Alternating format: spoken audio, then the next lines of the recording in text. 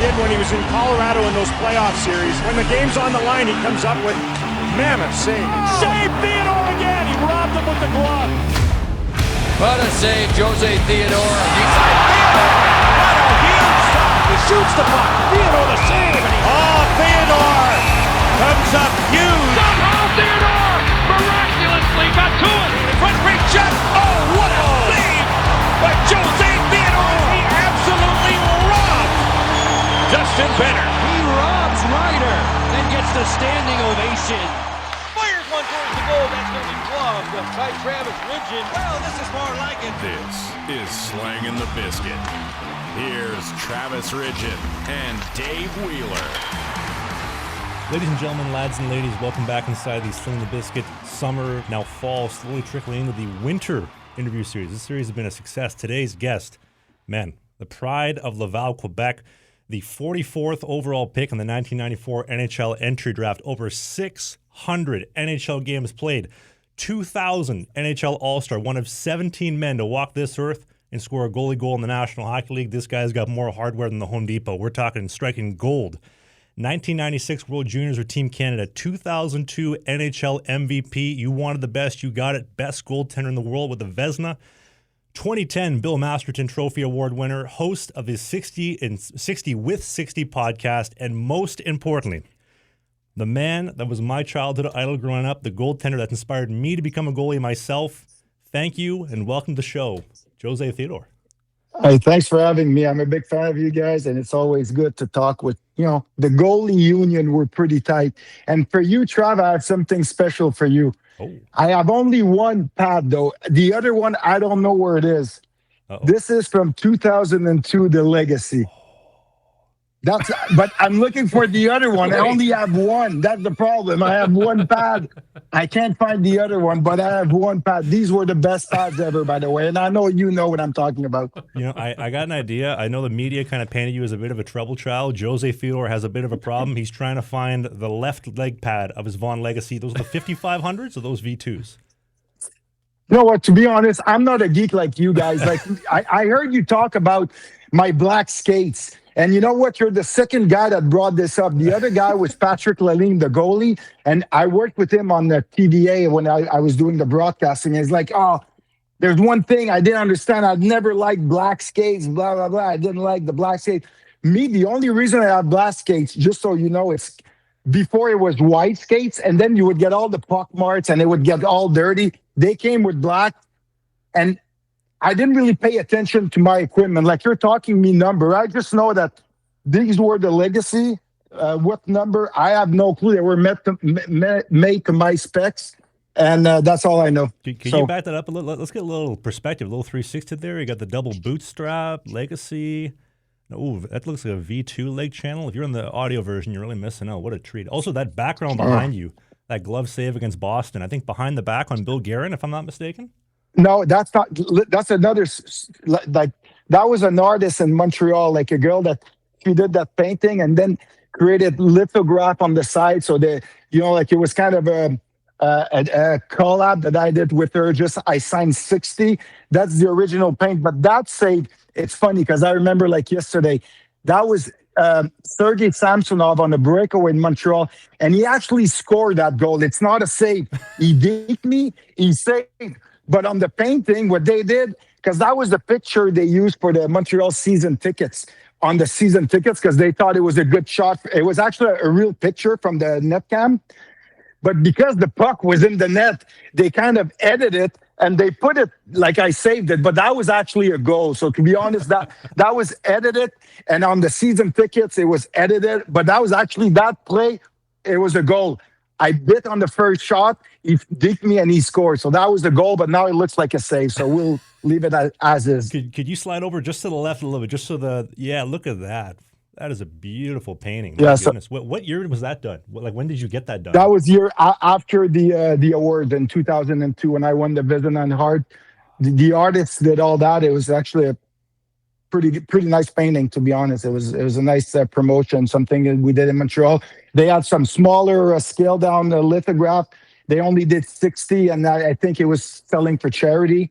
But that's the original that she did, the big one. So I just kept it because it's brings back good memories. I find it fascinating that you say you're not much of a geek when it comes to the gear and whatnot, because you were always held in very high regard for your style on and off the ice. So I'm fascinated why you didn't.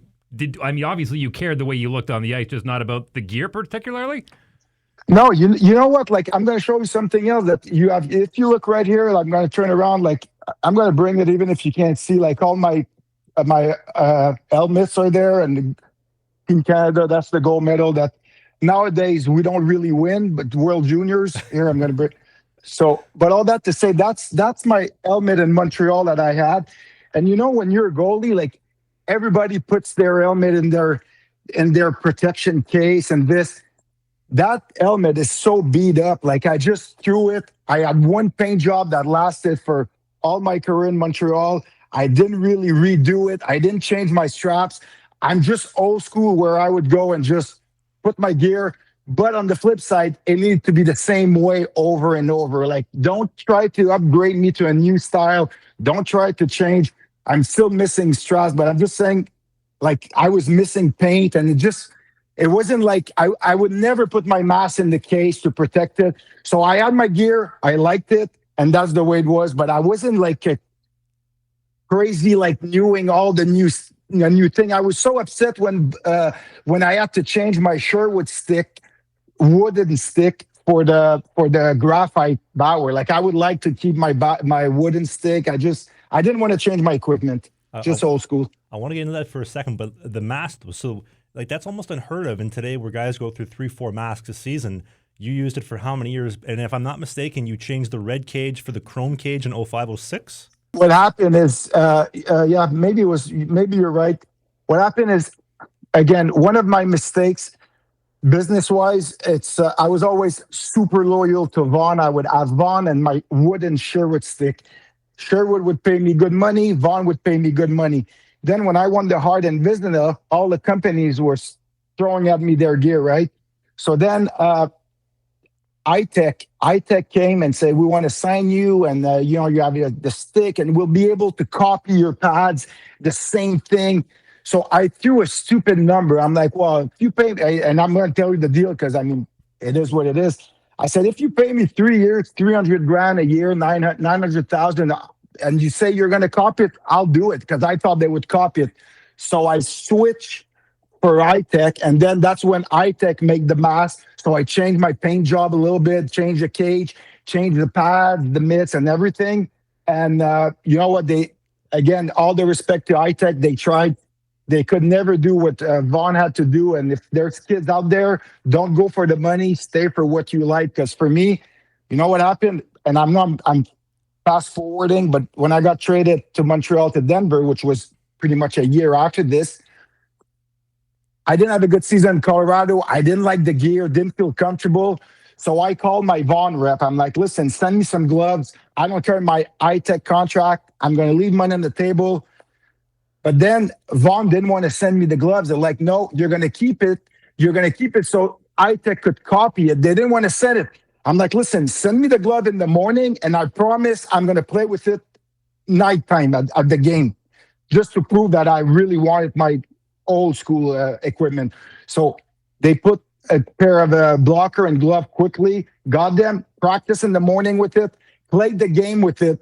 And then they're like, okay, now you're obviously breaking your iTech deal, so we're going to do equipment. And if you look at when I played in Colorado, my first year, I had iTech gear. And then midway towards the end, I'm back with Vaughn. But to get back with Vaughn, it was hard, because Mike Vaughn, the owner, was pissed that I didn't stick with Vaughn. They didn't want to send it to me. I said, look, I'll play for free. I don't care. Just give me my gear that I could find my confidence back. They did that. And I did find my confidence back, and I stuck with Vaughn all the way after. So just a little tidbit of goalie nerd that I think you appreciate these inside scoops. What was the conversation with iTech like? Did you just tell him, hey, you guys are doing a great job. This ain't working. I wish you all the best type of deal. It's not you, it's me? The type of deal is not much. Just you can't get it right. Just hopefully you're not looking at the game tonight, because I'm not wearing your gear at tonight's game. And then as soon as I was on TV with my Vaughn glove, that was it. But I really didn't care, because at this point it's like, okay, I'm making so much more money playing hockey. I need to be good, and I'm very superstitious in my equipment. And I just couldn't get the feeling right. So I mean, as soon as I went back to Vaughn, even though I asked them to do the legacy back, and Vaughn's like, no, sorry, that was the past model. We're not doing it. So now I was trying to get the newer velocity with the old Vaughn. And if you look at pictures, you'll see that even when I played in Florida at the end, the front, it looks like a newer pad. But if you look at the inside, it's still that old school where you really put it tight, because I like it tight. So that was kind of my equipment story. But I did the same thing when I played the major junior, because I was in Hall and I in Saint Jean, and I was playing with Vaughn. And then Louisville signed a contract with the league. You had to play with Louisville. It was the kind of a deal. Every goalie had to play with Louisville. I couldn't stand the equipment. The pads were not bad, but not the glove. So what I did is I took my Vaughn glove, and I went to a designer that does stickers, and I copied all the Louisville sticker. So I removed all the Vaughn stickers. So I removed the Louisville stickers, put the other way around. Yeah. I put the Louisville sticker, but it was a Vaughn glove, and I just copied the Louisville sticker. So when you look at pictures when I played in Hall when I'm 18, 19, my glove says Louisville everywhere. But if you pay attention to that, it's actually a Vaughn glove. There's no way I'm playing with a Louisville glove. And then they never found out because I never got fined. They never said anything. So they thought it was a Louisville glove, but it was my Vaughn glove. Well, I'm pretty sure Tiger Woods was doing the same thing when he signed with Nike, and he was actually using Titleist gear with Nike logo stamped on it. So, it's all about the branding. They don't necessarily care about the production of it, right? I don't know. It's more, I think the athletes were sometimes a little bit messed up, but it's just, you got to feel comfortable, man. Well, and they went bankrupt how many years ago? So any rep seeing it, you're good. TPS, or Louisville went to TPS went to Bauer, and they've been done for like 10, 15 years now. But Vaughn is always like, for me, it's part of, I've been always pretty much always, before I was with Heaton, but I went with Vaughn. When I got the gear the legacy with that logo, my gloves and my helmet, that's kind of when I really stepped into the NHL, into myself. I felt good with the equipment. I liked it, and I played with that for many years in Montreal, and that was just, that was my go-to. And I didn't want to change my logo, because I feel when, you have fans and kids, they know you with your masks. Like, I don't feel like changing too often. They like the mask. I was getting kids. They want me to sign this. They have the same mask. So I just always try to stick with the same kind of looks, just because I feel I owe that to the fans. Speaking of style and whatnot, I want to give you some credit. I don't know if you're willing to take it or not. I don't know if it was right time, right place, but if you look a lot of the guys that are walking into the rink these days, they got some style with their suits and whatnot. You were kind of one of the first guys outside of like the Tiger Williams and whatnot, but you were one of the first guys to really show some style walking into the barn. Do you take credit for that? I'm not going to take credit for that, but I'm going to take credit for not really giving a damn like what people think. Because I remember when in 2004, I showed up at the press conference when I signed either my first big contract with Montreal, the second one. Like I showed up with 2 huge diamond earrings. Back then, you didn't have hockey players with earrings. I had 2 giant studs, like 3 carat in each ear, tank top, showed up the hat sideways. So I did kind of push the envelope, but back then it was very old school. So I kind of pushed it to the limit.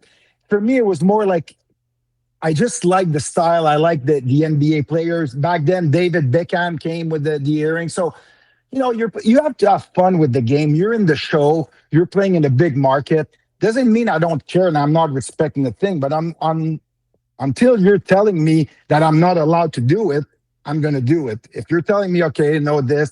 But me and Mike Ribeiro, we used to kind of challenge ourselves. Okay, what's the dress code? You're allowed to wear like a toucan when it's cold. Well, then we're going to wear baseball hats. So we would walk in games with our suit and the baseball cap sideways like Allen Iverson, until the team's like, yeah, you know what? I don't think baseball cap is allowed. Why not? Not allowed. Then we would walk in with our earrings. Not allowed. So we would always push the envelope. But I mean, it was a different time back then. It was just, we were just having fun with it.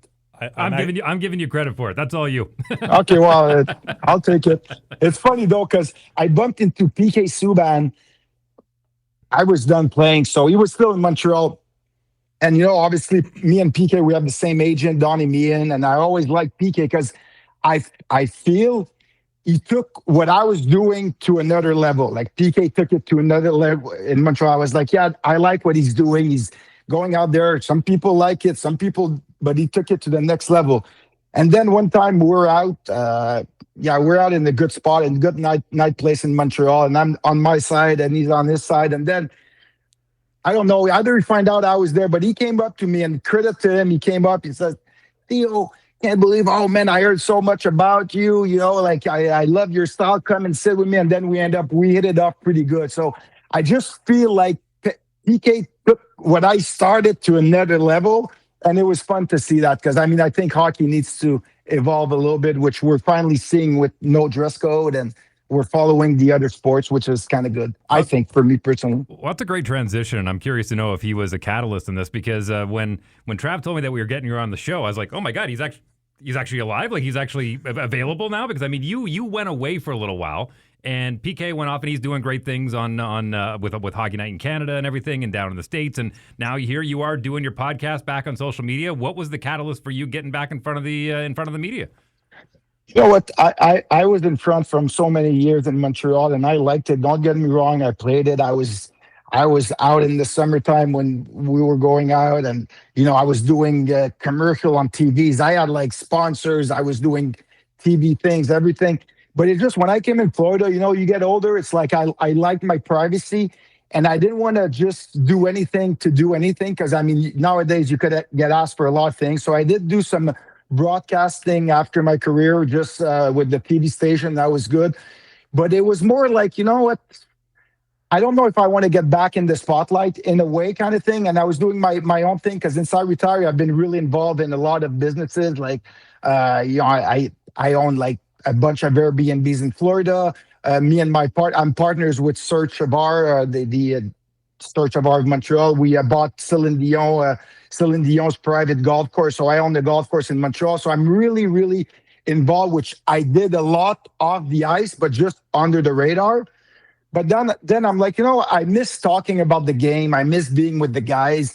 Then I got a great opportunity to start a podcast with my brother-in-law that he owns the station, because he's in the TV business. And we negotiated something, we talk, and you know what? It was more about just reconnecting with my friends. Like, when you meet guys like Stéphane Robideau on my podcast, Michel Therrien, Francis Bouillon, Patrice Brisebois, George St. Pierre, you have these guys. It's just like, now it's like I'm having fun again talking with them, and I kind of miss that from playing hockey. Like I always say, the only thing I miss the most about playing hockey is after a big win on the road, when you're on in the plane and you're having a glass of wine and you're shooting shit with the guys, when you're on the road going to a restaurant, going out, this is what you miss. So I just felt, you know what? I think I owe to the fan to get back a little bit out there and kind of give them a little bit more of what I'm up to. So I just felt it was the right time to kind of get back slowly into the mix. Okay, so tell us a little bit about the podcast. From what I understand, it's predominantly in French. Is that correct? It is to start, just because, we're building something. So obviously, because the studios in Montreal wanted to start in French and try to build a fan base. But like I said, we're going to do it in English, because, if I'm only limited in French, I'm sacrificing a lot of great players that are friends of mine. I could talk about Joe Sakic, Terry Ryan. You can name it. A lot of that. Jovanovski, that's my next door neighbor. Marty Havlak lives 2 streets down. Blake Wheeler. There's so many guys right here. So obviously, I want to evolve into English podcasts as well, because that's a big plus. But I'm just taking it slowly, just like anything else I do. I just want to make sure I walk before I run. But you'll see that, and there's a platform on the App Store. You guys could go, and I'm plugging myself, but you could go. It's KO Sport, like KO, like a KO Sport, and then you download that. You got all kind of sports podcasts, and eventually mine's going to be in English there. I'm just, like I said, I'm just having fun with it and see where it takes me. Like I always did. I always like challenges in my life, and that's a new challenge. Can I ask you? You mentioned traveling the road, going out for nice meals in nice cities. In your NHL experience, what would you say the best and the worst cities to travel in are? If you say Winnipeg, we're not offended. Well, Winnipeg, the only thing with Winnipeg, you know what? I played there at the end of my career, so my mindset wasn't in the same spot. So I'm like, okay, where can I get a nice, big steak, nice meal, and just relax? But on the flip side, I could see myself at 20 years old in Winnipeg. I think I would enjoy myself in Winnipeg, to be honest. But put that aside. I mean, for me, it was always the same thing. When I started in the league, you're 20 years old. You have friends that are 20, 21, 23. You're staying in Ritz-Carlton, so you're circling the dates. Okay, New York City, LA, Anaheim, Boston. It's all Phoenix. Phoenix, I would take a flight. I would go to Vegas, and I would make it back for curfew unless I was really hot at the blackjack table. But these cities are great, man. And you know what? I had a great time. With that being said, I always kept it very... I wasn't really breaking, I was still reasonable because at the end of the day, you can't play 16 years in the league if you just party. It's not that. But you still could have fun. I mean, the curfew's at 11 o'clock. There's no reason you don't take a flight at 10 a.m. in the morning after practice, spend the day in Vegas, take the flight at 9, get back at 10, take the taxi. You're still back for curfew. But Vegas is better than being in Phoenix for a day. What's the biggest hand of blackjack you ever won that you came home with on the road? Well, I played some big hands. Doesn't mean I won them all, but I've had some good times, man. It was fun, and that's what I miss. I miss being with the guys, and I don't regret anything. It's not like I always put team first. If I had a big game that I know I was playing, I would never go out. I always say curfew's at 11 o'clock. Doesn't mean you can't have fun till 11 o'clock. You could be in New York City in November and December when it's Christmas time. You could find a place to have a good happy hour from 5 to 8, go for dinner, come back at 11, 5 to 11. You make it for curfew. It's better than staying in your room ordering room service. So it's all about kind of best of both worlds. Is that where you kind of credit we'll call it your insertion into the celebrity lifestyle? Because there's very few guys in the NHL, especially, it happens in sports, but in the NHL, for you to kind of insert yourself into that, we'll call Hollywood lifestyle. You were seen with, some pretty big stars, Leo DiCaprio and everything. Where did that, did that come to you? Well, being in Montreal, obviously you play in Montreal, you guys know, you're from Canada. It's like, I'm from Montreal, home kid from there, played there. I won the Vezina and Hart in Montreal. So obviously, right there kind of create a big celebrity. Even the fourth line guy is a big celebrity in Montreal. So that was that. Then plus that, when I met my now wife, but back then girlfriend, her sister was one of the biggest TV star in Quebec. She has a radio show, TV show, magazine, this. So that was a big thing in Quebec.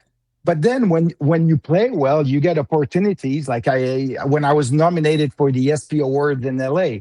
So I go in LA, the ESP is always there. So there's events that occurs there. And then, I'm a big music guy. I play guitar. I love music. So then you go to see a show, you go backstage, you meet them. Next thing you know, they're like, hey, Theo, come and play a song with us on stage. So I'll go on stage because I'm like a kid. I'm like, I'll take advantage of whatever you give me. It's like, so it kind of it's not something that I was chasing. It just kind of came with, playing in Montreal and being a goalie in Montreal and just taking advantage of the perks you could get with the job.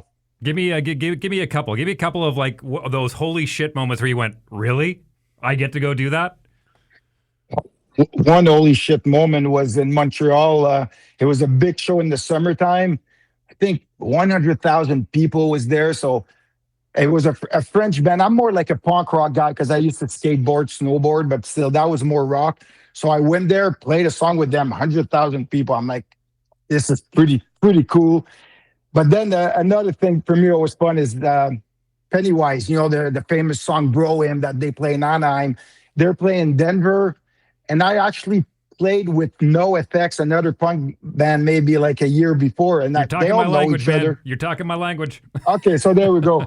So then I played with no effects because they're hockey fans, Eric, Melvin, Pat, Mike. So I play a song with them. Then fast forward, we're in Denver. We just get kicked out by Detroit in the second round, my last year in Denver. So we're after the season, guys wants to go out, and Pennywise is doing a show. So I grab a couple of guys. Remember me, Wojtek Wolski, Paul Stastny, John Michael Lyle. They all want to go see a show. So I make a call. We get the backstage passes. The guy's like, yeah, I heard you play guitar. Come and play with us at the end. So I'm like, really? What the? Okay, I'll fucking go play with you guys. So then they call me out. I'm playing bro-in with the guys, and just that was good. And same, yeah, just lucky, man. I'm blessed. Good riddance. I played with Good Riddance. I played with just things that back then you didn't have social media, so it's not really out there. But for me, in my mind, it's like this was great. Look, man, I don't know if you've heard this one yet, but for our generation, Gen Xers, we had the best time because we had all the fun and none of the evidence. Yeah, true that. Although you did manage to find yourself, with paparazzi following you on a regular basis. I mean, how did you navigate that? I mean, hockey players don't deal with that. You're not supposed to, but I mean, I have no choice. I remember in Montreal when I got traded, I was having a shitty year. That's the year I got traded. Shitty year. And it all started with, like, usually you could feel when the media or the fans are behind you. And then I remember it was my birthday, September 13, and that's the first day of training camp. So we go at training camp and you do all the physical tests, right? The physical tests, the headshots, you go everything. But then the media were allowed. So they would follow mostly me and Saku Koivu. They would follow us around and doing the wind gate and everything. And then we're doing the headshot, and I got my jersey on, and the photographer, he's the same guy forever. And we always play games, me and him. Like if he says, okay, I need a nice smile, I'm going to do like something stupid. So I was like, okay, Theo, come on, do something with your fingers. I don't like something fun for the finger with your fingers, or something with your hands, whatever he said. I don't know, but I just went like that. And that's really the time frame I did it. Like, okay, Theo, stop kidding around. Do something fun for, not for the fans, but do something, whatever he says. I go like this for 1 second. I go like this. Boom. That's all. I went like this, but laughing, like, all good. I go home at night, 5 o'clock. I'm getting calls. What the fuck? They're like, yeah, some media, they're spinning it like that's a message you're sending to the fans. So I'm like, what?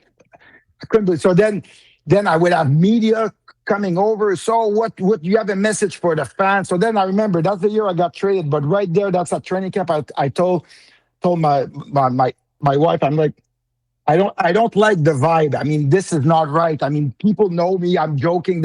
So this is not the right vibe. And then fast forward, I fractured my heel. I fractured my heel in I don't know, February during the Olympic break.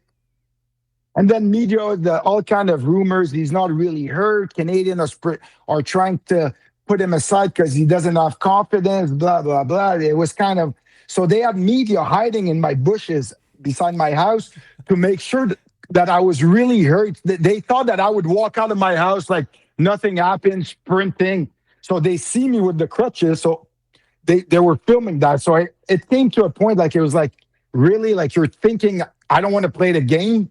It's a game. I mean, we play hockey. We don't work hockey. We play hockey. You're thinking I'm going to fake an injury, or the team's going to try to protect me. I'm making $6 million. I'm the highest paid guy.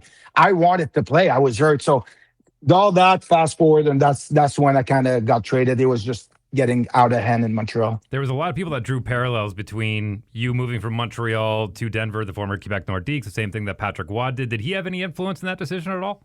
Yes and no. I don't think Patrick had, but Pierre Lacroix. Pierre was a good friend of mine. I would play golf with him in the summer with René Angela, which is Celine Dion's husband back then. We'd go to Vegas. We would have big money games. You're talking about gambling. I had some crazy money game with René Angela and Pierre Lacroix. And they were tough, man. They were tough. But so I was in Montreal. All that was good. And then when things weren't going well for me, Patrick was done. It was David Abisher in Colorado, and they wanted, I guess, a guy with more experience. So I know that René Angelil and Pierre Lacroix did a big thing. They're like, okay, we're going to try to make a trade. It's time to do it. Because don't forget, I was hurt, and I was in like March, and I was only coming back maybe if I pushed it, which I did, 5 days or 1 week before the playoffs start. So they traded me when I was hurt, making big money. I had a big ticket. So they traded for me. So I'm not saying Patrick had anything to do, but Pierre Lacroix obviously had a big saying in that. And it was a good timing. And I was super happy when I went there, to be honest. I would have loved to finish my career in Montreal. But I mean, you look around, except for Carey Price and a few people in Montreal, name me a guy that played 15 years in Montreal. You don't have anybody, pretty much. So I want to come back to the Patrick Waugh stuff in a second, but if we can go back to the media hiding in your bushes at your garage, at your house, do you remember the first time there was like a member of the media or the paparazzi that found out your address, they're at your home, and you're like, oh shit, like these guys are for real, like they're literally in my private property? that was actually the first time. Before that, okay, they would film me. If I would go do a TV show at night or an appearance, they would show up, their film, and ask me questions, whatever. But that was the first time. But the funny thing is, these guys are stupid. They didn't know. I had like 22 cameras in my house. So after that, when that came out, I just went back and I would see all these clowns hiding, trying to make sure I don't see them. And I could have leaked that to the media. I could have said, look, this is not right. I could have leaked that. But you know what? I'm like, I'm not going to make a bigger deal out of it. I'm just going to brush it off. It's part of the game. I always kind of roll with punches where it is what it is. I'm always doing my best. I want to get better every day, and the rest of it, can't control it. Like, how do you separate that part, like with the media? Because I mean, it's obviously easier to say in 2025, but back in 2005, like the idea of maybe like the media being as big as scumbags. Keep in mind, like I was only like 9 years old at the time, so the idea of like I wasn't. I know you were an adult. You were both adults. I was still just a kid. Like the idea of like the media being scumbags and like trying to spin things. I don't know if that was anywhere near as prevalent as it was today, but like how do you manage that, and how are you dealing with that, and still being a professional and playing your game as one of the best goaltenders in the world at the time? I always approach it, like you say, for me, I approach it like a game until it crossed the line. I mean, when you have people hiding and then they're saying false rumor about you, that kind of pissed me off. You know, so, because I always approach it like, you know what, I grew up in Montreal. I know the market. I grew up watching Patrick, all these guys. It was my turn. It was all good. But at the end of the day, it's like, it's a game. And back then, we didn't have social media. I would have loved to have social media where I could go and say my point of view. If somebody says, oh, you were shitty, that was a bad goal, or this or that, whatever it is, you could go and say, no, wait. But back then, what you did is, because we had all the French medias and the English medias, that means double the medias, right? So I would grab, like, it was like a checker game. I would have like 4 or 5 medias that were tight. I would give them scoops, a little bit of scoop, yeah, this, or, and then I knew they would get my back, but then that would get other people upset. So it was just it was getting complicated. So I was at the time, I'm like, okay, now, you know, I just want to play the game, get me traded, get me some. I didn't ask for a trade, by the way, because I really thought that I could come back from the injury, turn things around, make the playoffs, win the fucking MVP, and we win the cup. That was my thought process. But looking back, it was just time that I kind of change atmosphere, if you want to say. Well, I'm glad you brought that up, because there's always been that stigma of, you know, Montreal looks for French players because of that French and English media. And to my recollection, I can't remember another starting French goaltender that had the tenure you had in Montreal. That's got to come with some extra pressure on top of, like you said, hometown guy, constantly being hounded by friends and family and everybody else. When you eventually made that switch over to Denver, was it a sigh of relief, or did you miss all that?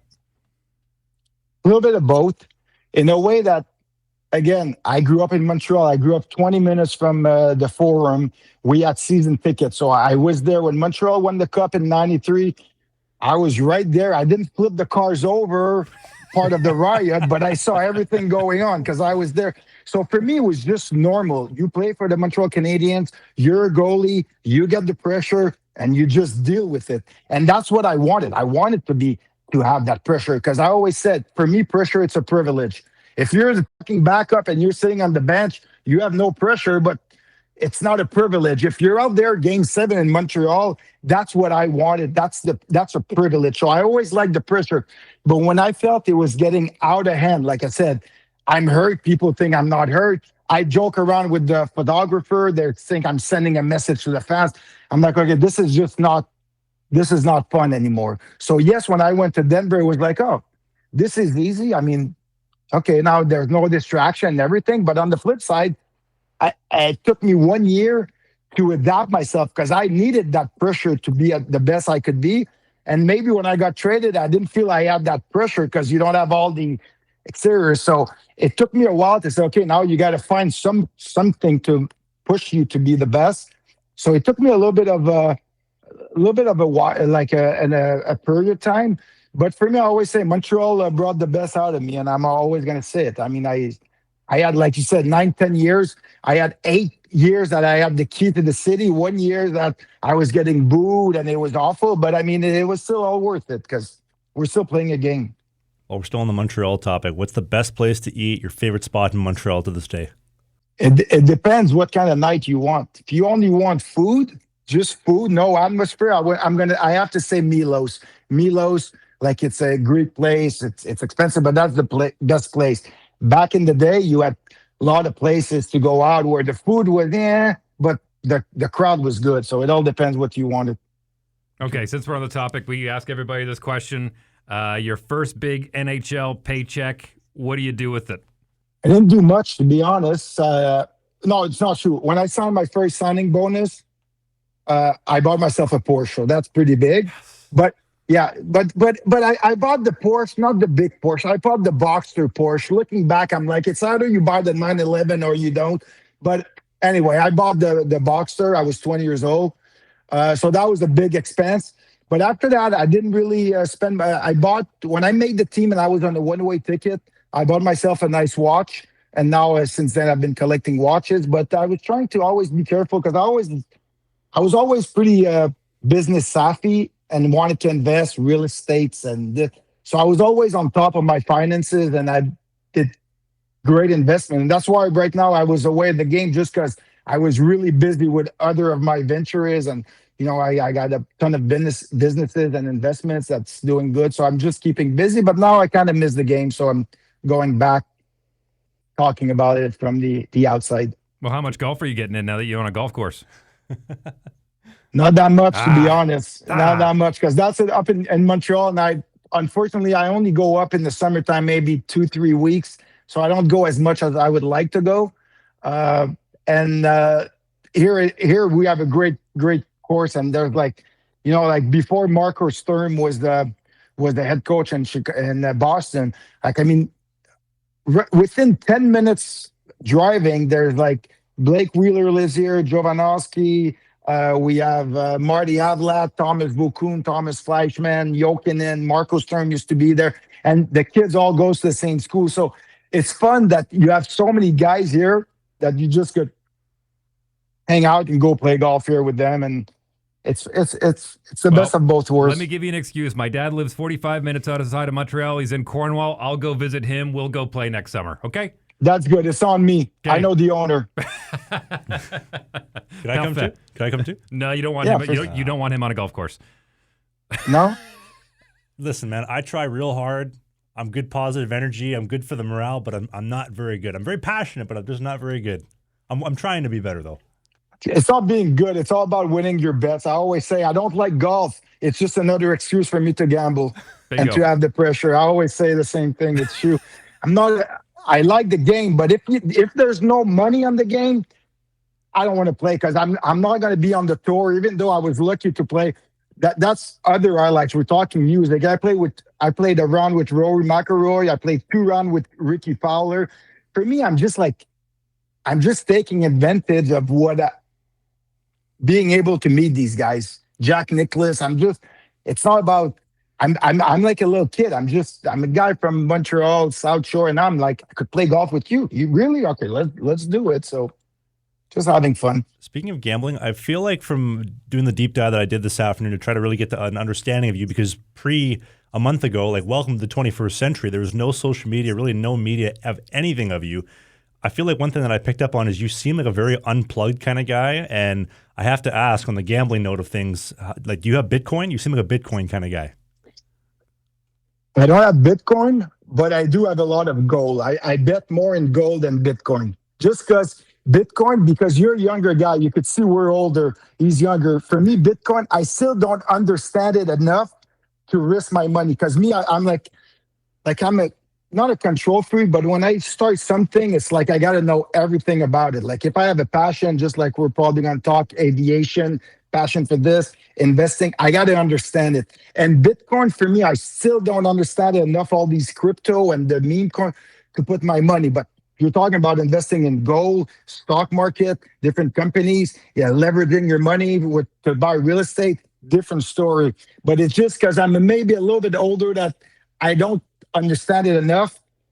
But yeah, I should have, but Well, you got I real didn't do estate, it. and I mean, gold and Bitcoin are the top two best performing assets in history, and you got one of them. So, right? It's good. That's right. Yeah, no, but it's fun things. But Bitcoin, like I said, I just don't understand it. I need to understand the game. Just like when I played the game, I would study the game. Like people think, okay, yeah, I did have fun off the ice, but always within the limits. But I mean, don't get me. I've been putting the work since I'm freaking 5 years old. Where I was doing hockey school with Trichak in the summertime. Let's left Trichak, and I was very, very disciplined, and I was for me, it was only one way. I always had my path set up. It was NHL, Team Canada at World Juniors. I had my setup, so I was still very dedicated. I play the game sometimes like, okay, maybe, yeah, okay, I like to have fun, yes, but at the end of the day, I had one goal was always to play well and don't let my teammates down. And that's why right now I have so many good friends in the game because I was always a good team guy. I'm glad you brought up aviation. My eldest boy is 14 years old and he's a third-year cadet. Looking forward to getting his pilot license one day. Have you got any advice for him? Man, it's a great hobby. It's for me it brings everything hockey did, meaning that when I know I'm flying my wife and my two daughters back to Montreal, that's pressure. Yeah, I got to prepare the day before. I look at the weather. I look at the plates. I look at what altitude I'm going to go for the winds. Where am I going to stop if I need fuel? So you prepare yourself. So I really approach it like it's a game 7. And when you're up there, if I make a mistake, it could cost all of our lives. I mean, that's pressure. But I like that. And because I did my instrument rating, meaning I could fly in bad weather and IFR meaning instrument flight condition.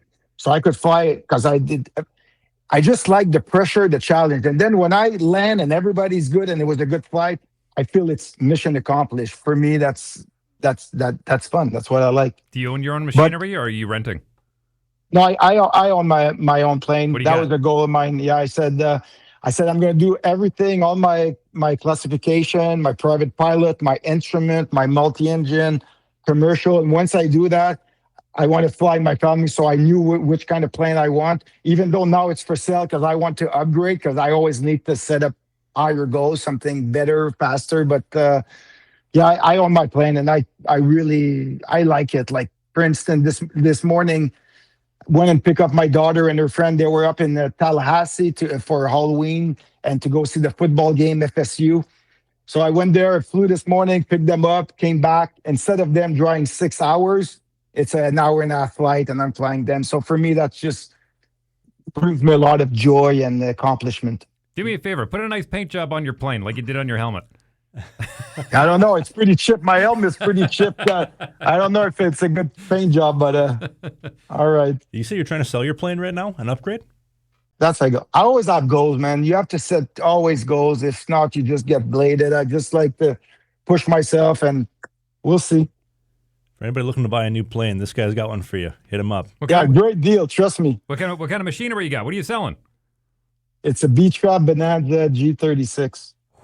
It's a nice whip. Okay. Yeah. It's a nice plane. It's a nice plane, but now you got to go. Now I want to go turboprop pressurized, so I could go higher and faster. But it's really a good rush. Like I said, being a goalie, we're out there, man. The pressure's on us. I like to have the pressure. I like to do something that I feel not everybody could do. That's pretty much the way it is. I was like that as a kid. If somebody says you can't jump from the roof in the pool, I would do it just to do something that I feel not everyone could do, even though everybody could do it. But not everybody will do it. Same thing. Like, I mean, not everybody goes up and fly a plane when you're in the clouds and it's bumpy or this. And I just put the work in. When you put the work in, you got the results. So, Well, again, let me give you credit because I've said this numerous times before, and especially on my radio show. I feel like our generation is aging a little bit better than the boomers, where we're still, we're not looking forward to 55 and being retired anymore. We're looking for new things, and here you are in your 49th year of life, and you're looking to upgrade your plane, and you're still excited about doing all these things. I give you a lot of credit, man. And you're aging extremely well. oh, thank you. I appreciate that. Florida is good for the skin. Gives you a good tan. But it's all about same thing in business. People are like, oh yeah, what do you do since you retire? You're too young. I'm like, settle down. I retired from hockey, but again, in my competitive mind, I'm trying to make as much money after my career than when I played hockey. That's my goal. So I do real estate. I meet with the right people. I'm taking smart gambles in a way, if you want. But I mean, not out, like it's like if I'm just retired. I'm retired from hockey, but I'm still involved in a lot of things, and that's just part of it. And do you feel so I am. Do you feel there was a little bit of luck involved though? Because there was a couple times where I know this is the media painting the picture, but there was a few times where it seemed like Jose Theodore was making a turn to the left a little bit as far as some of his decisions. Do you feel like he kind of got lucky and straightened out the path a little bit? It's pretty easy. Hockey, there's no cheating. If you do your job and you stop as a goalie, if you stop the puck, you're going to play. And, there's no luck. Like, again, I'm not saying that zero pretentious, zero. But when you're able to play almost like pretty much, there's a lockout, but 16 years in the league, you could be lucky for a couple of years. But if you play 16 years, it's no luck. It's because you're there. And out of the 16 years, maybe 13 or 12 years, I was number one goalie. So I feel the other way around. I feel I was unlucky, to be honest, if I'm being straight honest. Because when you look at my last year in Washington, I go after Christmas, I think from December 26th or January 2nd, whatever. I go 20-0-3 or something like that. Like that's 23 games undefeated in regular time, 20-0-3. And then in the playoffs, Bruce is Bruce. He's one of the coach. We didn't get along well. I think we just didn't get along well. He didn't, whatever it is, it happens. That was the only guy I could say that. He sat me after one game in the playoff. He sat me in the bench. Then my contract's up. Think about it. I go 20-0-3. I can't find a job. My agent calls me in September. When the camp's gone, I go to Minnesota because Harding got hurt and he's out for the season. So they needed a goalie that could play. They called me. So I had no job going. My season, I finished 30 wins, 7 losses. You could paint that the way you want. I'm not asking for 5, whatever. So lucky, but on that side, I still don't understand to this day how come that was that long. Then I go to Minnesota.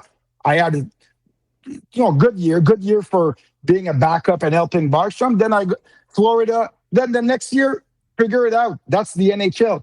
The next year after Minnesota, I played like 36 games as a number 1B or playing at the end. I got 5 offers. I get calls everywhere. Tampa, Detroit, Florida, Colorado. So I'm like, the year before, I had no call with 30 wins, 7 losses and this.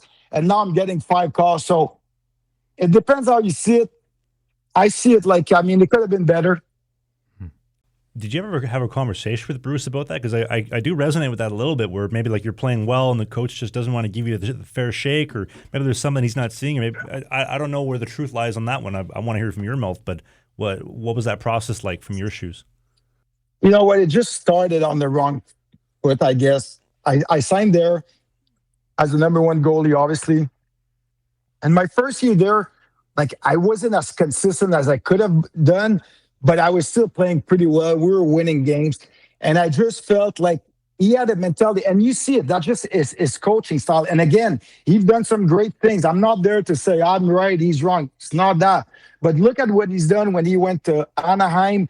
They go in the playoff that one year. They had 4 different starting goalies in the first round of the playoff. Ayler, I don't remember all the guys, but 4. Then he goes to Minnesota, same thing.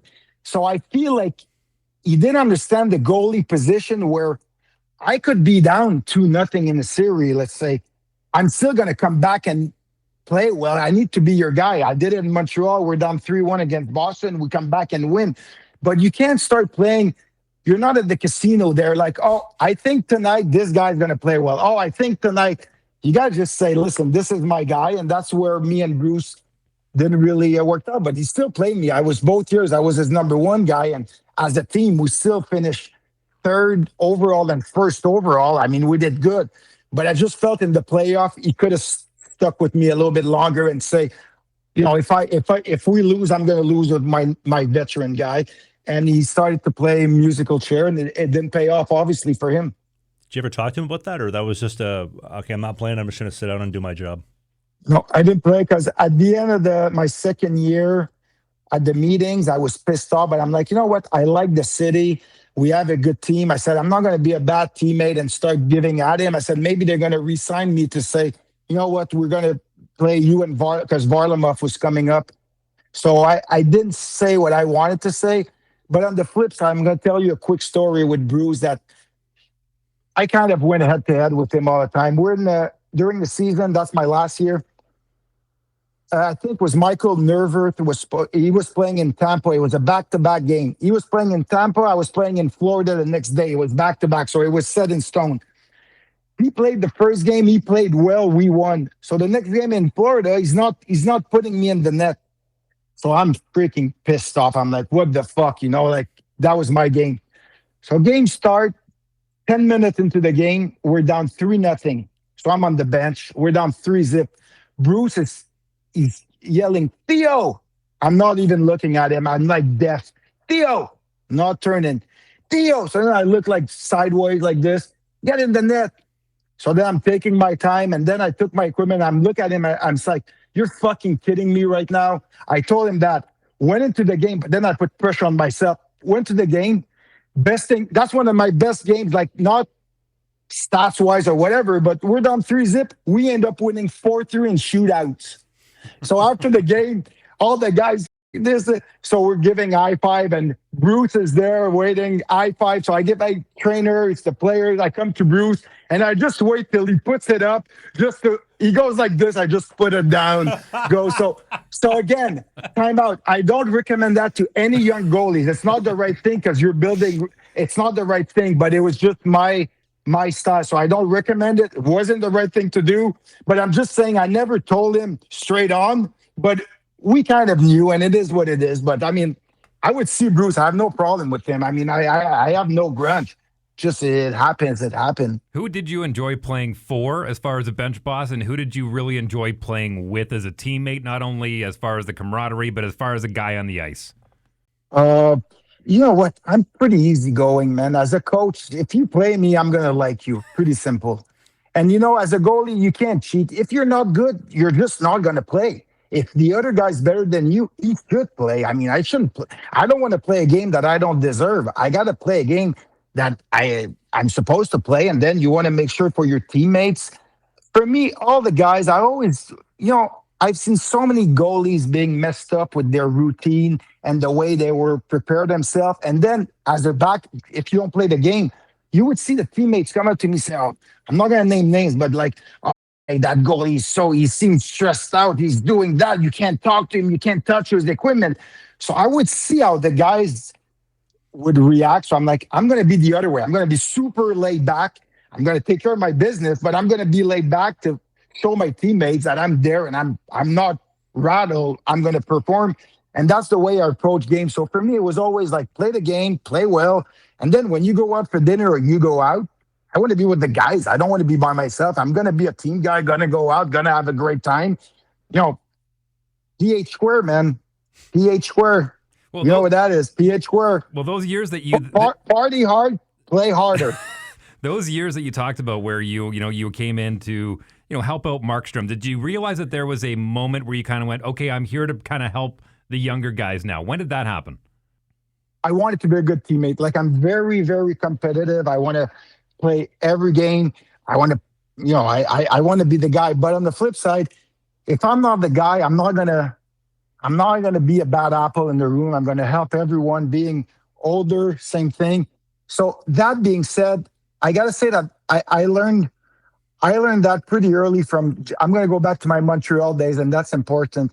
Jeff Hackett. I played with Jeff Hackett in Montreal, right? Came here. We were always fighting for the job because I want to be number one. I'm like 22, 23, the number one guy.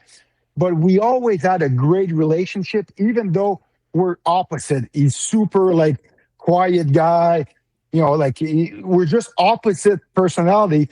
But I always felt he wanted to help me out, even if we were in the competition. And that being said, I'm going to tell you a story. When I played with him and I won the Vision on the Heart, he got hurt earlier in the season. We were kind of fighting, me and him, for the job. He got hurt. I ended up going on a good run. So I won the Hart Vizina. The following year, we start. Now I'm number one goalie. He wants to get traded. He gets traded. But he always really helped me. When he was number one and I was behind him, he helped me out. Then fast forward, I get traded to Denver. When I go to Denver, there's no goalie coach there. And in Montreal, we had, for me, the best goalie coach, Rolly Melanson. For me, like, that was like, he was my guy. Just like when you see, I don't know, Mike Tyson with Angelo Dudley, like he would push me. He was. So then I get traded. There's no goalie coach. So when I get traded, like I said, I was hurt. I finished the season. We still beat Dallas in the playoffs, which was a good thing. The following year, I had a shitty year, no goalie coach. And I had problems, like my daughter was sick at home, so I had my distraction, but I never brought it up because I got to deal with it. But no goalie coach, so I didn't find my rhythm. I would like to go 30 minutes before practice, get my drills on, stay. Like I was a hardworking guy, but I had no goalie coach. So what I did, a little bit like Rocky when freaking Apollo Creed coach Rocky, I called Jeff Hackett. I'm like, Hack, I need you, man. Let's go. You want to be a coach in Denver? He's like, yeah, well, he came back and we worked together. I had that year was a bad year. When he came towards the end, I had a bad year, but we worked. And my last year in Denver, I had one of the best, not my best, but a really solid season because I brought Jeff back and Jeff was there and he knew my game because we learned from the same guy. So he brought him back and he pushed me. So again, when I saw it, I'm like, I want to be the same way to guys. Even though I'm fighting for the job, I don't want Markstrom to play. I don't want nobody to play. I want to play. But if I don't play, I'm still going to help him because at the end of the day, what does it tell if I'm not that kind of guy, man. I'm just a team guy. I want to help. And may the best man play. It is what it is. Usually when I play at my best level, I would be the number one guy. But if I don't deserve to play, if I could help a young guy like Markstrom or Varlamov, same thing. Varlamov, when I left Washington, was with Varlamov, and I signed with, I went with Minnesota. But then after that, when Florida called me, I wanted to come here because I knew I would be number one goalie here. But then in Colorado, they called me like quarter to July 1st, quarter to noon. I remember Eric Lacroix, Pierre Lacroix's son, calls me and said, Jose, not supposed to call before noon, but he did call me before noon. He's like, Jose, yeah, we got Varlamov, would like to sign you to come. You played with him. You could help him mentoring and, just help him in the right direction. And I told him, I said, I would like to, but I said, I got a number one gig in Florida. In Florida, I knew I was at the end of my career, and that's a good place to play.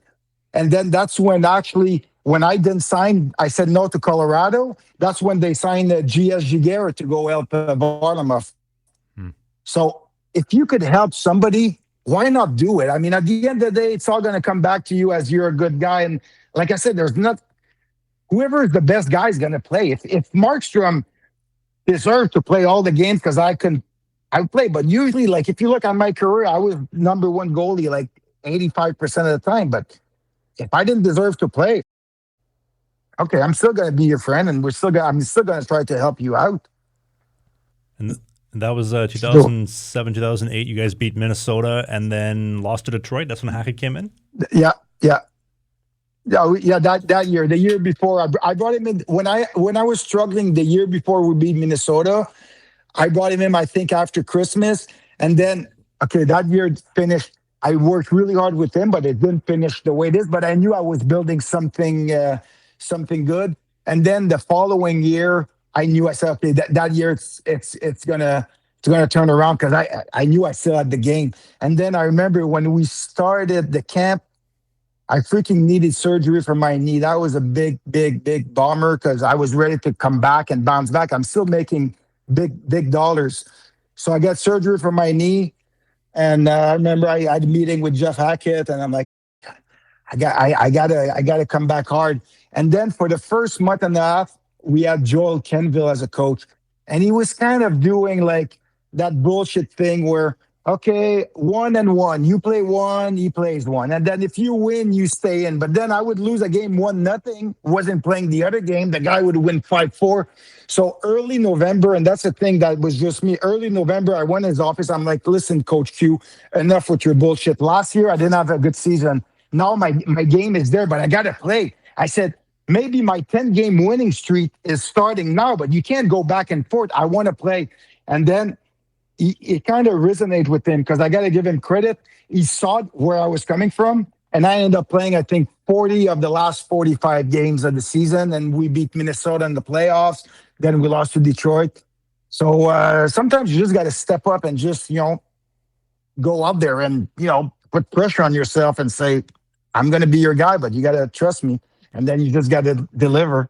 Before I get into my laundry list of questions, can you please retell the story of you telling the Montreal general manager how it's going to be you want X amount of dollars, and if not, I'm going to walk, and they folded like a wet paper bag? That's a good story. That's my gambler side, I guess. So long story short, after the Heart of Business, I signed a 3-year deal. It's the biggest contract back then, which is not like today's dollar, but back then it was the biggest contract for the team. That contract comes up because it's a lockout year, right? So lockout year, I go play in Sweden for after the season. My contract's up. So then everybody's messed up because there's a 24% rollback. So the qualifying offer is not the same, blah, blah, blah. And they don't know the terms. Like it's the first time there's a lockout with a salary cap. Long story short, I told my agent, okay, we're going to get a 3-year deal for sure, roughly similar to what I got before, which before I signed was a 3-year deal, 16.5 for 3 years. That was like a big contract for back 2003. Then the contract was up, but they're coming with, we're going to qualify you at 4.5 for 1 year, but if you want 3 years, we're going to give you $4 million a year. I'm like, what the fuck? And that year we beat Boston, went to the All-Star game. So it's not like if I had a bad year. The other way I was in the top. I went we beat Boston in Game 7. I went to the All-Star game. I won the gold medal for with the World Cup with Brodeur and Luongo. So I was right up there. So I don't get it. So all that to say, it keeps dragging. July 1st comes, then boom, training camp starts. They don't want to give me the contract. They want to give me 1 year my qualifying. So my agent, that's like 3 days before the opening of the camp, my agent, Donnie Meehan, sends me the fax. He's like, they're going to give you 1 year, 4.5, which is, I was making 6 the year before, but with the 24% rollback, that 6 became 4.5. I'm like, you know what? I'll sign 4.5 for 1 year. I'll have a good year, and I'll go free agent somewhere else. That was my thought process because I was pissed. So I signed the contract for 1 year. They tried to bluff me. I signed the contract, send him back. And Bob Gainey was the GM back then. And I have no problem with Bob. Signed the contract. I think, okay, I tell my wife, I'm like, okay, 1 year, 4.5. I mean, let's just put the working boots back on. So 2 hours after, my agent called me, said, we got them where we wanted. They moved up to 3 years, 15.250. I remember like yesterday, 15.250 for 3 years. So my agent thinks it's a done deal. But I'm so pissed off that they dragged me all the way. So it was like 15, so whatever that comes out. But I'm like, Donnie, no, it doesn't make sense. I said, I had 16.5. I said, I need a round number. Call them back, say 16 million for 3 years.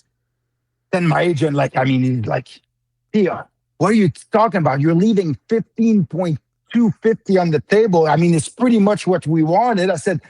He said, you're willing. He told, these are the words. He said, you want to risk 750 over 3 years to lose that deal? He said, you really want to take that chance? Right away, I answered. I said, it's not my decision. call them and ask them if they're willing to risk 750 to lose for 3 years. Not my decision. Tell them it's 16. If they want to lose me, forget. That's fine.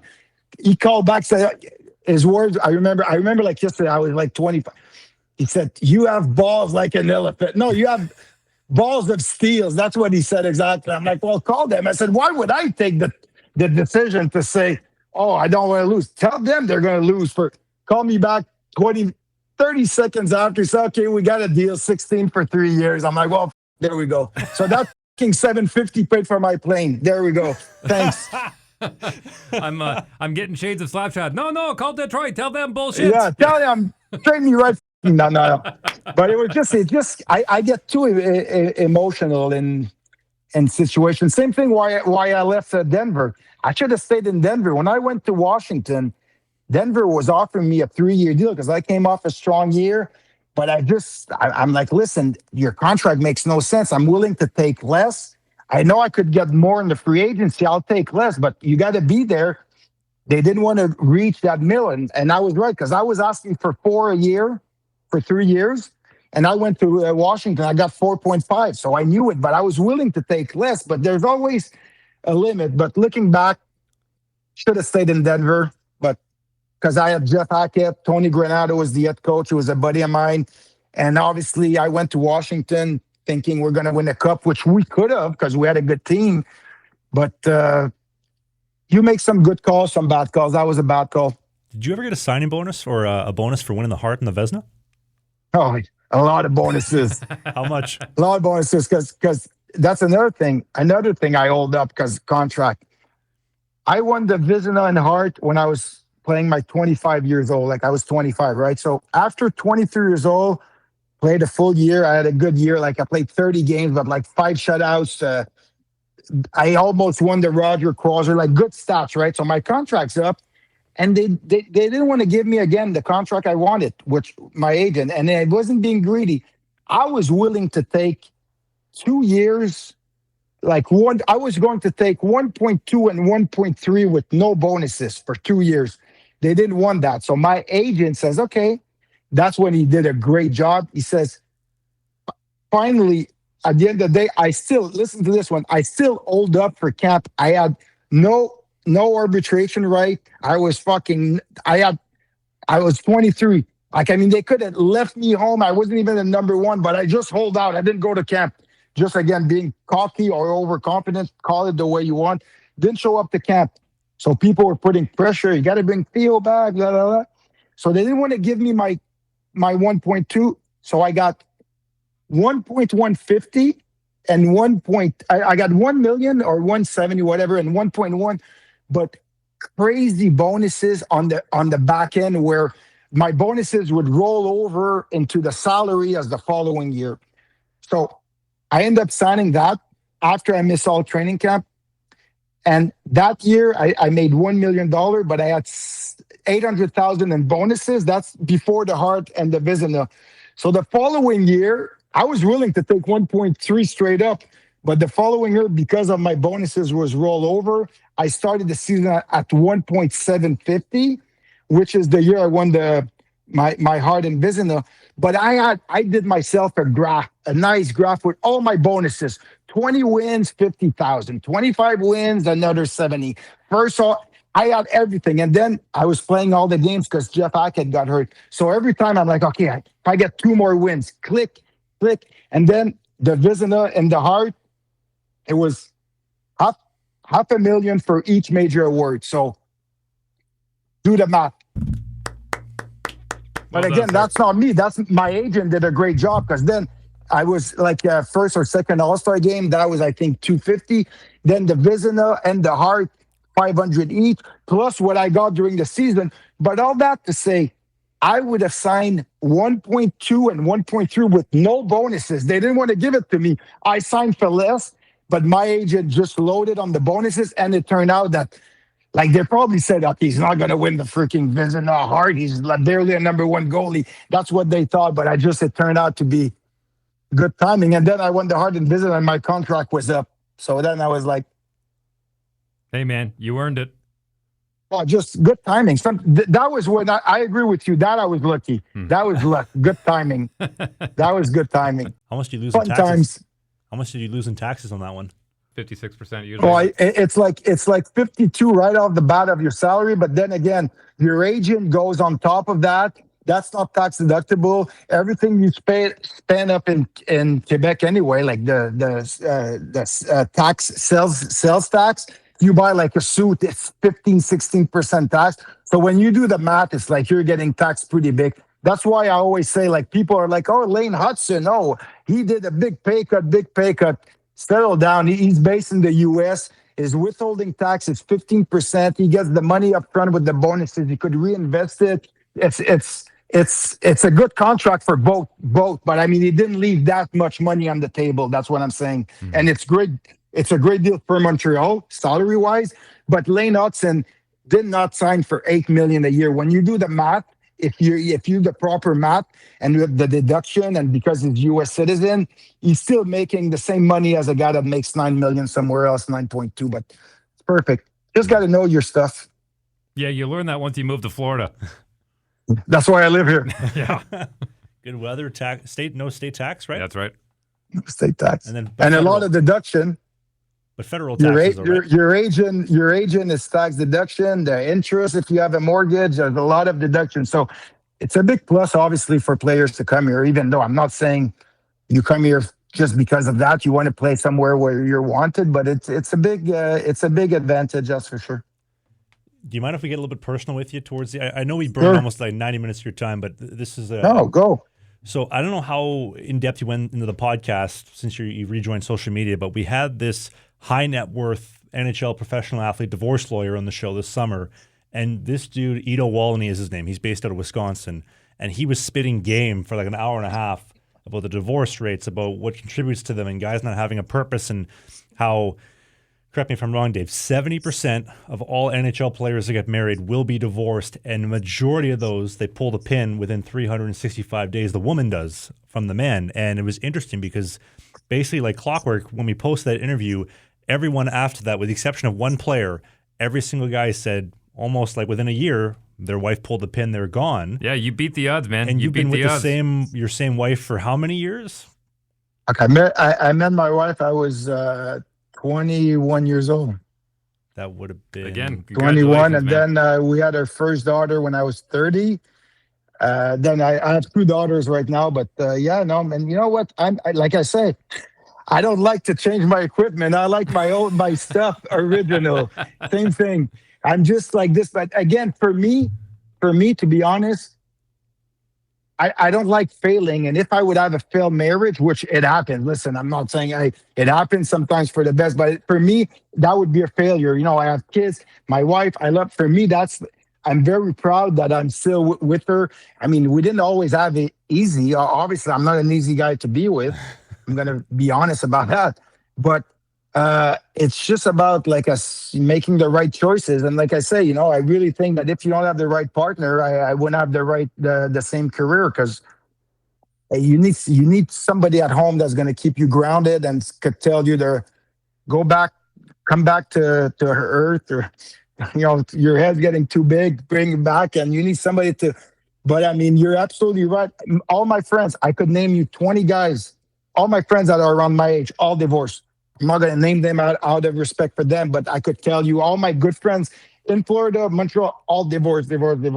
So it does happen. But again, it's all about planning your future, that you don't downgrade your lifestyle, and you're able to have another goal. You don't, I don't know, but you're absolutely right. It's something that didn't really scare me because I knew I was at the right place. But it's a challenge. It's a big transition. Does that not sound almost exactly word for word what Dale Weiss said? He had his purpose. It was right away. Nothing changed, and just kept going even when he was done hockey. Like almost word for word, the exact same thing. And Dale Weiss is the only one we've had in the show that basically hasn't been divorced. Every single other one has. I know. And you know what? Business move. That's the worst business move you could do. Be getting divorced. So well, I mean, it's just but it's thing you no, but I'm saying that, but I'm being honest. Like when you get in the show, you're making money. You're 22, 23, 24. know what's going to happen. If you get married at 22, 23, all for you, but know the purpose that if you play from 23 to 33 and you have no prenup and you're not prepared, whatever it is, then you're done. You can't go back. We're not like musician that's going to say, oh, I'm going to do a farewell tour to make money. When you're done, you're done. I would love to say, oh, I'm going to put the pads back Or just and one. go. You're just one done, pad. man. Just one pad. No, but you're yeah, that one pad. But yeah, that's usually somebody that gets divorced that needs to give the other one. I didn't get divorced. I just don't know where the other one is. Oh man. So, okay, the reason I've been trying to ask this question is personally, obviously Dave's married, has kids, happily married, everything's been going strong. I do feel Dave is the exception to a lot of the rules of modern dating, and I turned 29 recently, single, aspiring to be a father and have a family. I get it, the modern day dating game has changed, and the modern woman is maybe a lot different than what you dealt with and what Dave dealt with, but sitting here, I know it's going to be a lot easier to learn from the men that have maybe made mistakes than making them myself. Floor is yours. I am ears wide open. What advice would you give me? What has made your marriage work? And what do you think I should keep in mind to maybe not end up in that category of all the dudes getting taken to the cleaners? Whatever. Hey, you said you like pressure, Theodore. Here we go. Here's the pressure. That's too much pressure. I'm folding under that kind of pressure. Really? Oh, you know what? You know what? I feel sometimes it's like, I mean, there's not secret recipe, but it's just you got to find the right person and be patient. For me, it's more about like if I commit into something, just like when I commit into hockey, commit into flying planes, commit into doing business, I commit with I think it's impossible to fail. I just want to achieve what I want. For me, it was important. My parents stayed together until my dad passed a year and a half ago. My parents were together. For me, that was very important. So I'm like, listen, until you feel that you really have the person, there's nothing, you shouldn't rush it. But at the end of the day, I mean, I wouldn't want to be you. And nowadays with all social media to find the right girl, I'm sorry for you, man. It's going to be hard. The odds, I'm betting against you that you'll get a divorce. Well, thanks for rubbing it in there, Jose. No, but I'm just saying it's just about it's just, it's a lot of work. And again, you got to put, a lot of water in your wine or vice versa. I know my wife did, she was always there with me with tough. And we did have some tough events. Like I said, we did lose a son 2 months into his life in 2009. So obviously that brings the bond that brings a solid bond when, you have my son was born in Washington in July. That's when I won the Masterton. He was born July 21st. And then August 14th, he passed away. So when you go through things like that with a person, you already, that's connection that what kind of person she is. And, you need somebody to support you. And for me, I got to say, I'm gonna give her credit because, like I said, I wasn't the easiest guy to be with sometimes, but I felt she always was with me with the right reason. And she still is with the right reason. I mean, it's not about the lifestyle. Yes, she has a great lifestyle, but it's not that. She's really, so it's all about, you got to make sure you're with the girl for the right reason and she's with you for the right reason. And when you're going to have a shitty day, she's going to be able to pick you up. And when you're going to think you're too good, she's going to be able to bring you down. And that's when, and I know for my case, I could name you. I would come after games. I would not give her shit, but I would tell her a situation about the game or bitch about the coach. And I knew she didn't have a clue what I was saying. Yeah, you're right. Just being a good listener. So you need somebody strong. If beyond anyone that has a successful life or business, you need somebody that's supporting you and is being your rock. And it's not easy to find. So I'm lucky so far. I got mine. Amen. He's right. Yeah. Amen. So you don't have much faith But in me. take your time. You're 29, bro. Take your time. That's one thing that I do think I have in my favor is I feel like women have that clock where at 30, it's like the milk goes best before and like, holy shit, the lights just came on at the club. I got to find somebody. But in society, they've made us believe like men and women are exactly the same. And as a man, there's no biological clock. It's just play the waiting game. Don't cash out the chips too early. If she's too masculine, let her go. If you can find that right fit like Dave has with Candace or what you have with your wife, just play the long game. And I don't know. Part of me was thinking maybe go to Calgary, maybe a better pond to fish in. I'm in Vancouver full time now, a little bit more You know liberal what? than I would like. Just pull the old card. Like, yeah, I'm a goalie. I played. When you pull that card, you're good. You'd be amazed how often that one does work, but it's getting them to stay, the retention and getting them to behave in a feminine way and good behavior. That's where I'm struggling. Long-term retention. Anything else, Jeff? I got lots more, but I feel like Go. Shoot me. I mean, I'm here. Go. You could edit what you like, what you don't like at the end. Just. I wanted to ask you about your relationship with Marty Brodeur and Patrick Watt, both of them, because we recently had Marty's son Jeremy Brodeur on the show. He's been a friend of mine for a couple of years, and there's a story. I guess I'm sure, as you know, being friends with him, but Patrick's recently has a new girl and meets Marty at a golf event last summer, and brings this new girl up to Marty and says, hi, so and so. This is Martin Brodeur. He's the second greatest goaltender of all time. This is my right, like just the balls on Patrick. But I was curious about your relationship with him. I know you have a really good one there. If you could expand on that. Yeah, Patrick. I like Patrick. Don't get me wrong. I played golf with his two sons in Florida, and I played golf with him. But Patrick was very competitive, and I had my first training camp with him. And you could see that he ran the show. Obviously, my relationship with Patrick grew when he got traded to Colorado, and I played in Montreal. And then it's like we're not really in competition that much anymore. But a funny story with Patrick, just to tell you what you're telling me, that's exactly the way Patrick is. So you remember in 2002 when I won the Vizina, by like one vote ahead of Patrick. And the Hart Trophy, the nominees was me, Jerome Inla, and Patrick. And Patrick kept saying all year, like, oh, I had a great year, my best year ever. So I'm sure he thought he had a chance to win, and he did. Like, I mean, I think I won by 1 or 2 votes. So me just being a little bit cocky myself, when I won the Vizina, if you look at my speech, I didn't have a speech ready because I didn't want to jinx myself. But when I won, I just wanted to give it a little shot to Patrick in a way, a friendly way. I'm like, I said, Pat, I can't believe I'm on stage watching you win all the Vizina, and now I'm here winning the Vizina. So I kind of gave a little shot to Patrick, just friendly shot. Then fast forward to when I'm done playing, and I have his 2 sons over at my house in Florida. So I have all my mass here and my awards. So we're playing golf. They come over, and the kids, Frederick, who have Patrick's son, the goalie, he's like, oh, I got to take a picture with the Hart and the Vizina, the replicas, and send it to Patrick. So then they take a picture of my thing. They send it to Patrick. They call him, say, hey, Dad, look, finally we're touching the Hart. So then I knew right away. He's like, they're FaceTiming. They're like, okay, Patrick, like, yeah, I want to talk to Jose. So I knew where it was going. He said, yeah, very nice. Where's your Stanley Cups? I can't see your Stanley Cups. I'm like, okay, Patrick. Yeah, you won. You got 4 cups. You won. You.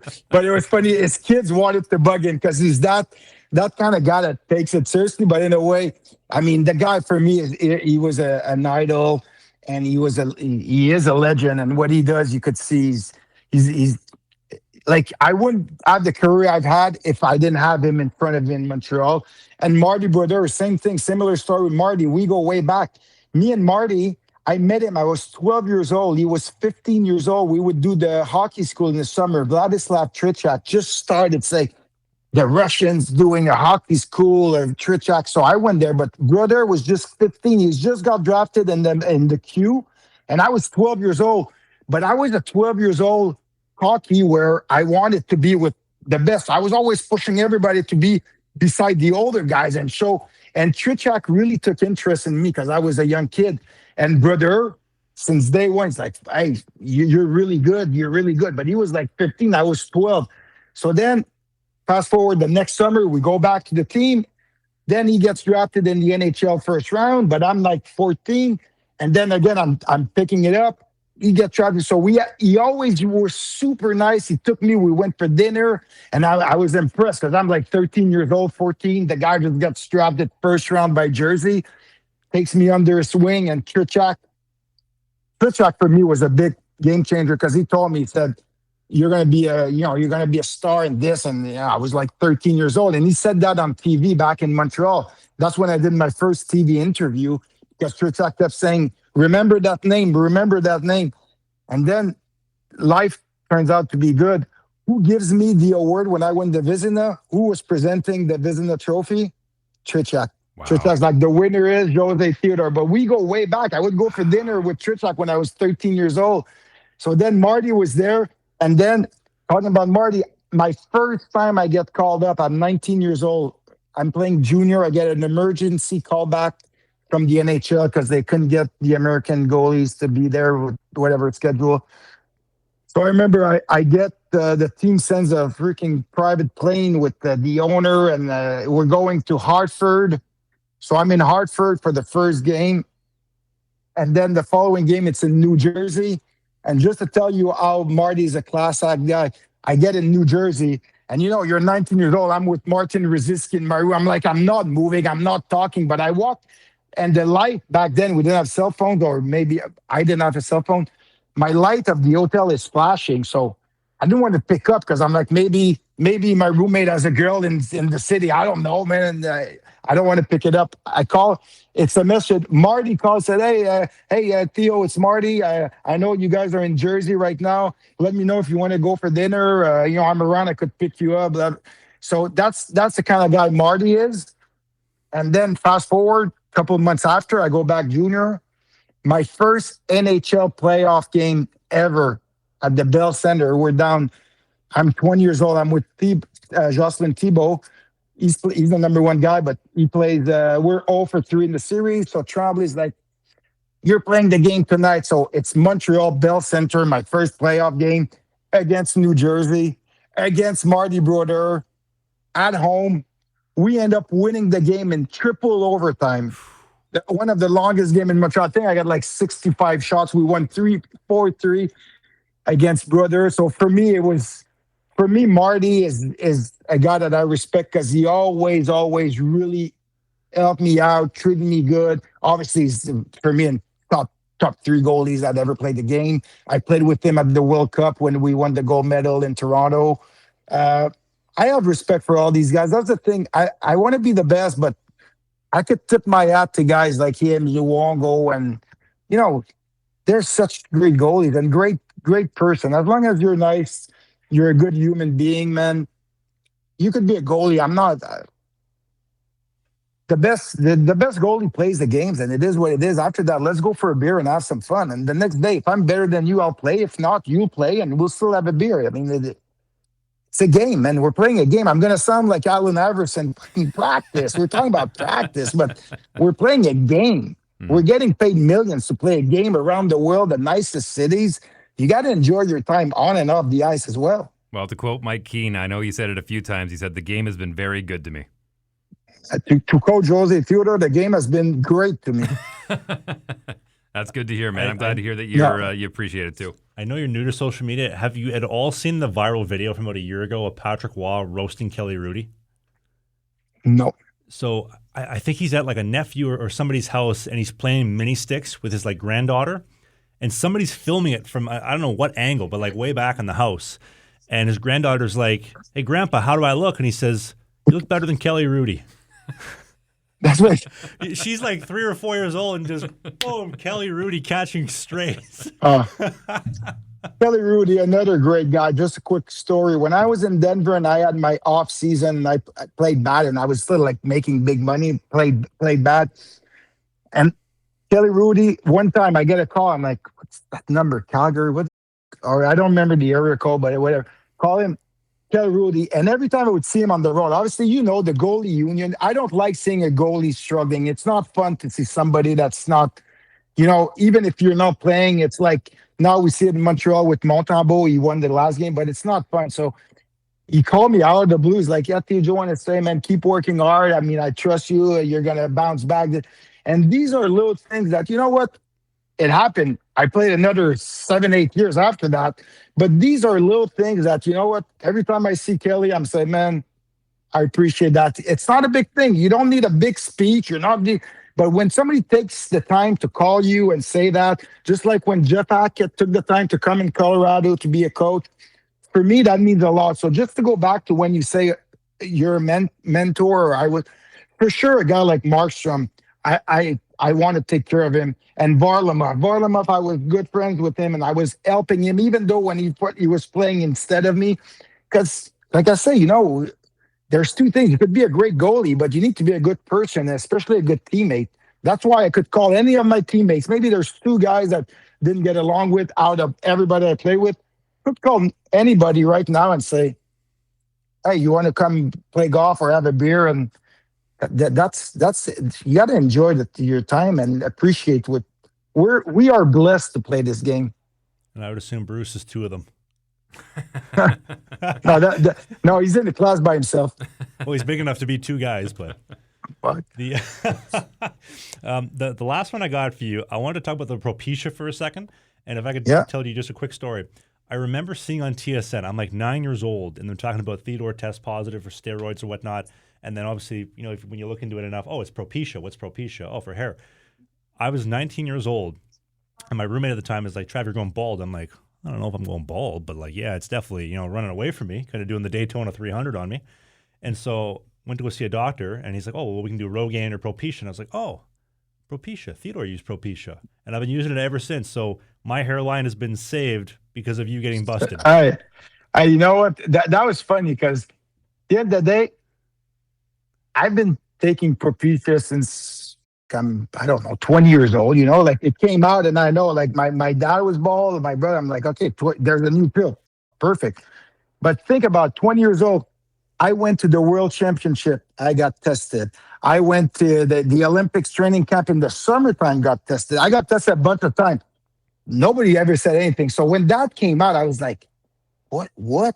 It's a masking for steroids. So I would tell media, I was like, listen, if I'm masking steroid, look at my body. Do I look like a guy that's taking freaking steroid? I'm like, whatever it is. But then me being a business guy, when that came out, I called my agent. I'm like, call Propecia. Can I get a contract for endorsement for them? I went like, why not get paid to put it out there? Look, you took it because of that. So all that to say, it was a big thing. But yeah, again, that's just being Montreal. It was a big thing, but it was, I mean, if you think you're going to lose hair, take a pill not to lose hair. If you have a bad skin, take a pill to fix your hair. If you don't want to get pregnant, take a pill not to get pregnant. It is what it is. But nobody told me that it was illegal, and I got tested a million times. So it was just, again, that was the season where I got traded. So it started with these guys, then started with Propecia, and then I heard my heel media. So that was all in that same frame. So you could imagine, put everything into 4 months. It was a shit show in Montreal. So that's one of the reasons I say, okay, I guess now it's time I go somewhere else and just refocus. Big question is, how's your hairline? There you go. Beautiful. Beautiful. Let's see the back. Let's see the crown, too. Let's see the back. 49. Oh, wow. My man. Dave, let's see your hairline. I'm still. Come on, let's see. What do you... Never had an issue. Oh, no. Oh, good. Big long walks. Wow. Oh, yeah. Oh, you're like a rock star, man. Keanu Reeves. My wife's trying to make me look like Keanu Reeves. I wouldn't push it that far. You never answered. Did you get the sponsorship with Propecia, though? No. They didn't want to sign you? I don't know if my agent called or didn't call. Just say, okay, it's not going to work. Okay, well, didn't work out. He wants $10 million, only offer $8. Just like when I put the toque on in Edmonton for that game, that was Puma. I didn't think it was a big deal. I just did it I wanted one picture. I said, it'd be cool if I had the toque on my mask during the warm-up for one picture. I'll be happy. And then the guys after warm-up, all my boys are like, keep it on. It looks good. Keep it on. Keep it on. I'm like, okay, I'm going to keep it for the game. So I keep it. As soon as the game finished, I'm talking to Hockey Night in Canada. Everybody's talking about my toque and this and that. So I'm like, okay, well, whatever. You know, like I didn't really think it was a big thing, but it became a big thing. So then same thing. I called Puma. I said, hey, you got to give me a deal. You're selling toque left and right in Montreal. So like, well, it's a little bit too late, but we'll give you like 20,000 of free clothes or whatever. But so I took that, but it was just it happened. When you don't think about it, that's when things happens usually. I'm sure Ricky Fowler was happy about it. Ricky's great. Man, savvy businessman you are too. Call Propecia, call Puma, Show me Hey, the money. you got it. Hey, why not? Absolutely, why not? Oh man, dude, this has been awesome. I've been telling Dave about this for a while, and I promised Dave I wouldn't fanboy too much. But like I said it off the top of the show, you were the guy that really inspired me to become a goaltender. And I remember having the posters in my bedroom as a kid, and tell my dad I want the iTech stuff and I want the Vaughn stuff because Theodore is wearing it. And this has been really cool to have you on the show and get to know you. I appreciate your support, and like I said, you guys are doing a great job. I watch you guys, and very interesting. So it's fun. It's fun to see. Like I say, it's fun to be back in the game and just tell stories that people might know or not know. I don't know. Well, listen, and speaking of the podcast, bon chance avec your podcast. I mean, I wish you all the success in the world. I'm sure it's going to be fantastic. I can't wait to hear you're telling us a few of the people that you got lined up to come on the show. So, again, throw it out there. Where can people go find the podcast? Yeah, the podcast, it's called 60 with 60. So it's obviously on YouTube, but there's an app. It's called KO Sports. So you just download the app, KO Sports, and you got a bunch of podcasts. It's there. And then my Instagram is very easy, Jose Theodore 60. And it's just, I'm taking it slowly. I'm a new guy. I'm not 29 years old like you, man. I got to figure it out slowly. Well, you're doing a heck of a job, man. Appreciate the time. You had an amazing career. You're a hell of a guy, and I look forward to that golf game. We'll get it in there eventually. Anytime. Let me know, man. In Montreal, you come, and you know what? If ever you need another guest, I'll come. I got plenty more stories for you. If you're ever in Winnipeg, let's get you in studio right here in this chair across from us.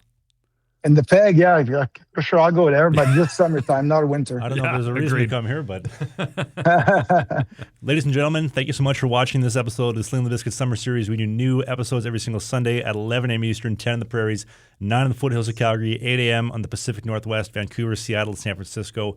I'm Travis Ridge, and that is Dave Wheeler. That is Jose Theodore. We'll see you next Sunday. Thanks for watching.